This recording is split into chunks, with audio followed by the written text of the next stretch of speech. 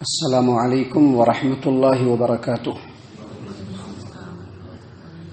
اعوذ باللہ من الشیطان الرجیم، بسم اللہ الرحمن الرحیم۔ یرید اللہ لیبین لکم ویہدیکم سنن الذین من قبلکم ویتوب علیکم واللہ علیم حکیم۔ واللہ یرید ان یتوب علیکم ویرید الذین یتبعون الشہوات ان تمیلوا میلا عظیما۔ یرید اللہ ان یخفف عنکم وخلق الانسان ضعیفا۔ محترم سامعین کرام، سورۃ النساء سورہ نمبر 4 اور اسی سورت سے ابھی آپ کے سامنے آیت نمبر 26، 27، 28، 26، 27، 28 یہ 3 آیات ابھی آپ کے سامنے تلاوت کی گئی۔ سامعین کرام، اللہ تبارک و تعالیٰ نے فرمایا یرید اللہ لیبین لکم ویہدیکم سنن الذین من قبلکم ویتوب علیکم واللہ علیم حکیم۔ اللہ تبارک و تعالیٰ یہ چاہتا ہے کہ سب کچھ واضح طور پر تمہیں بتلا دے اور ان لوگوں کے طریقوں پر تمہیں چلائے جو تم سے پہلے گزر چکے ہیں، اور تم پر نظر رحمت سے متوجہ ہو، اور اللہ تبارک و تعالیٰ سب کچھ جاننے والا، حکمت والا ہے۔ محترم سامعین کرام، آیت کریمہ میں اللہ تبارک و تعالیٰ نے بتلایا کہ اللہ تبارک و تعالیٰ یہ چاہتا ہے کہ سب کچھ تم پر واضح کر دیں اور ان لوگوں کے طریقوں کو بتلا دیں جو تم سے پہلے گزر چکے ہیں۔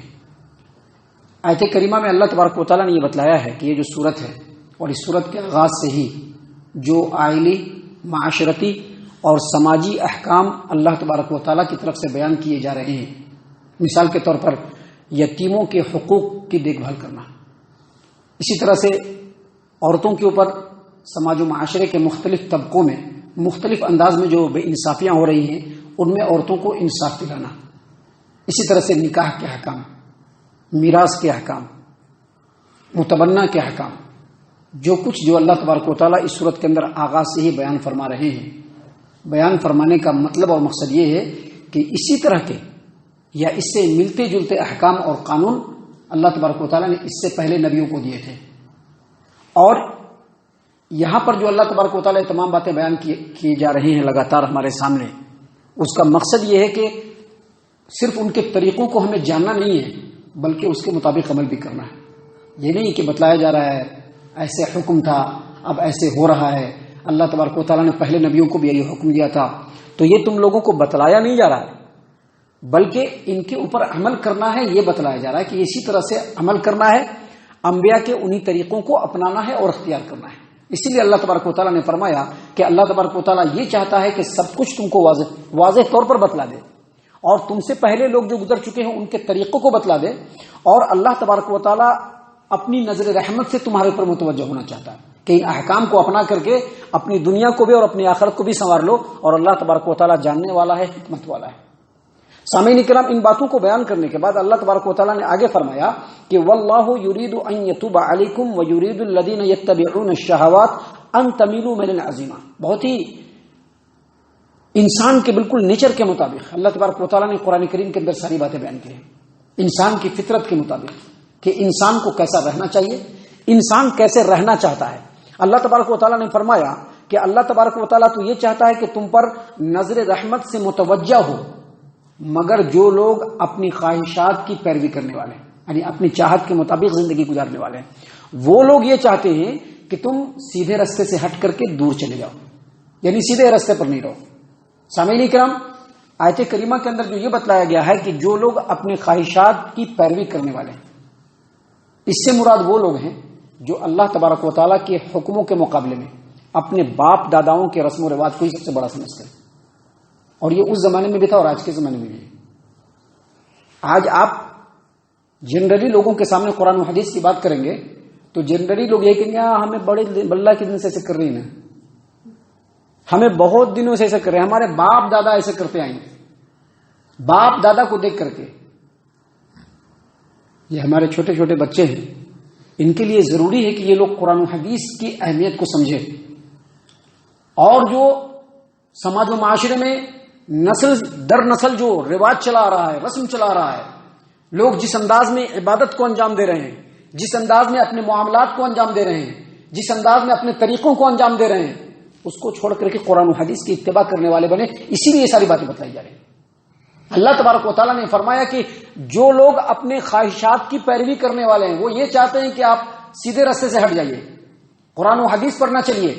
بلکہ جیسا ہم لوگ باپ داداؤں کے زمانے سے رسم و رواج کو مانتے چلے آ رہے ہیں، جس انداز میں ہم لوگ عبادت کر رہے ہیں، جس انداز میں ہم لوگ سماج و معاشرے میں رہ رہے ہیں، بس ویسا ہی رہنے دیجیے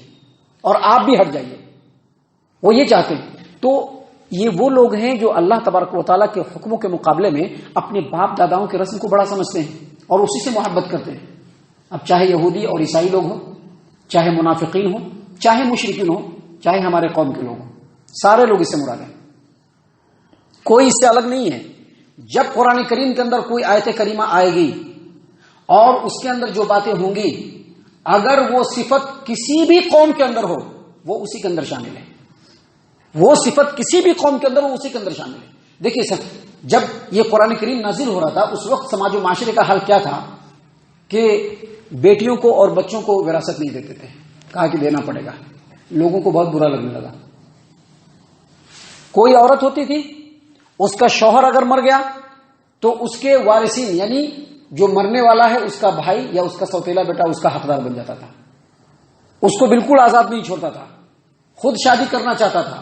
یا جس سے ہمیں چاہتی اس سے شادی کرنا ہوگا، یا نہیں تو ہمارے گھر میں رہنا ہوگا۔ اللہ تبارک و تعالیٰ نے کہا کہ نہیں، خواتین کو ایسا نہیں کر سکتے ہیں۔ جب ان کا شوہر مر گیا اب ان پر آپ کی کوئی پابندی نہیں ہے، اب ان پر ان کے گھر والوں کی پابندی، ان کے بیٹوں کی پابندی، بیٹوں کے ساتھ وہ رہ لیں گی، اپنے گھر والوں کے ساتھ رہ لیں گی، اگر ان کی شادی کہیں اور کرانا چاہے کر سکتی، یا شادی عورت خود کرنا چاہے تو پھر کوئی روکنے والا نہیں ہوگا، کوئی بھی ان کو نہیں روک سکتا ہے۔ اسی طرح سے جو گود لیتے ہیں بچے، اس زمانے میں بھی آج کے زمانے میں بھی، اب کسی بچے کو گود لیا تو اس کو اپنا بیٹا بنا لیتے ہیں، اپنی بیٹی بنا لیتے ہیں، سارے اسلامی قانون اور سماجوں کی سارے اسلامی قانون اور ہدایات کی دھجیاں اڑا دیتے ہیں۔ اللہ تبارک و تعالیٰ نے اس سے بھی منع کیا قرآن کریم کے اندر۔ تو جب ان باتوں سے منع کیا تو اس وقت کے لوگ جو ہے اپنے آپ کو بہت ناگوار محسوس کرنے لگے، ہمارے لوگوں کے خلاف ہی باتیں کرتی نہیں ہوں، جو ہم لوگ کر رہے ہیں اسی کے خلاف قرآن کریم میں بات نازل ہو رہی ہے۔ آج کے سماج و معاشرے میں بھی آپ دیکھیے، شادی بیاہ سے لے کر کے ان کے تمام رسم و رواج میں اگر آپ ان کو سمجھانے کے لیے جائیں اور یہ بتلائیں کہ یہ قرآن کریم ہے اور یہ نبی صلی اللہ علیہ وسلم کی حدیث ہے، تو پہلی بات یہی نکلے گی کہ ہاں ایسا باتیں کر رہی ہیں، تمہیں بھی تو پہلے ایسے کرتی تھی نا، تمہیں بھی تو پہلے ایسا کر رہے تھے، ہمیں کیا اپنے جو 80 سال سے 90 سال سے 100 سال سے 150 سال سے جو ہمیں کرتے آ رہے ہیں کیا ہمیں چھوڑ دیں؟ نہیں چھوڑ سکتے۔ اللہ تبارک و تعالیٰ نے کہا کہ اللہ تبارک و تعالیٰ تو یہ چاہ رہا ہے کہ تم تمام کے اوپر اللہ رحمت کی نظر سے متوجہ ہو، رحمت کی نظر سے، اور جو لوگ اپنے خواہشات کی پیچھے چلنے والے ہیں وہ لوگ یہ چاہتے ہیں کہ تم قرآن و حدیث سے ہٹ جاؤ، اور جس راستے پر ہم لوگ چل رہے ہیں اس پر تم بھی چلتے ہوئے گمراہی کے راستے میں دور نکل جاؤ۔ اللہ نے کہا کہ ان لوگوں کی باتوں کی پرواہ نہیں کرنی، جو احکام نازل ہو رہے ہیں ان کو اللہ کا حکم سمجھ کر کے، اپنا قانون سمجھ کر کے، سماجک اور معاشرتی اور زندگی کے ضابطہ اور قانون سمجھ کر کے، ضابطہ حیات سمجھ کر کے اس کے اوپر عمل کرنا ہے۔ اگر کوئی عمل نہیں کرے گا، ایک آدمی عمل کرنے کے لیے اٹھے، کوئی عمل نہیں کرتا ایک آدمی عمل کرے گا۔ ابراہیم علیہ السلام کون تھے؟ کتنے لوگ تھے ان کے ساتھ؟ سنگل وے میں سالہ سال کام کیا، سنگل وے میں سالہ سال کام کیا، اپنے پورے سماج و معاشرے کی مخالفت کو برداشت کیا، اس زمانے کے بادشاہ کے مخالفت کی برداشت کیا، آگ پر پھینکنے کے لیے لوگ تیار ہو کر کے آگ میں بھی پھینک دیا۔ سنگل آدمی اللہ کے حکم پر عمل کرنے والا، کوئی نہیں عمل کرے گا ہم کریں گے، کوئی عمل نہیں کرے گا ہم عمل کریں گے،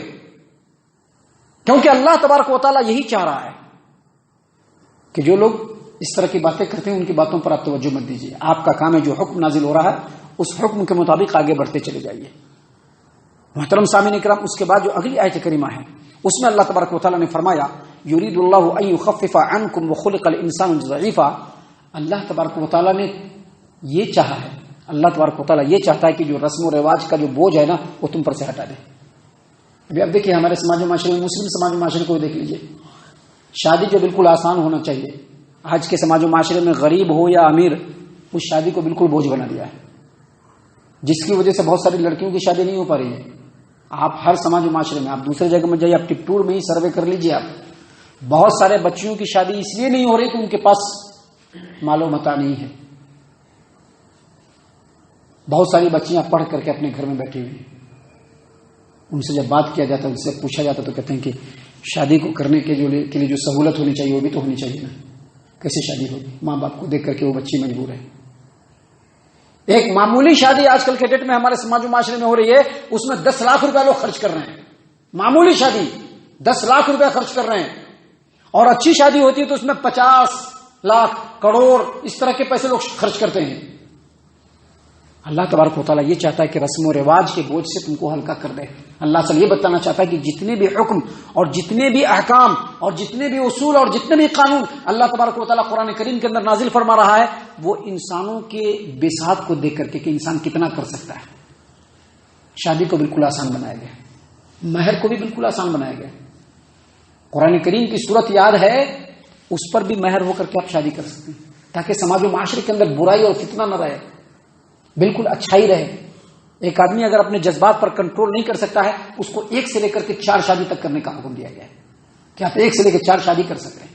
اللہ نے اسی بات کو یہاں پر بیان فرمایا ہے کہ یرید اللہ ان یخفف عنکم، اللہ تبارک و تعالیٰ یہ چاہتا ہے کہ تم کو رسم و رواج سے ہلکا کر دے، کیونکہ انسان کمزور پیدا کیا گیا ہے۔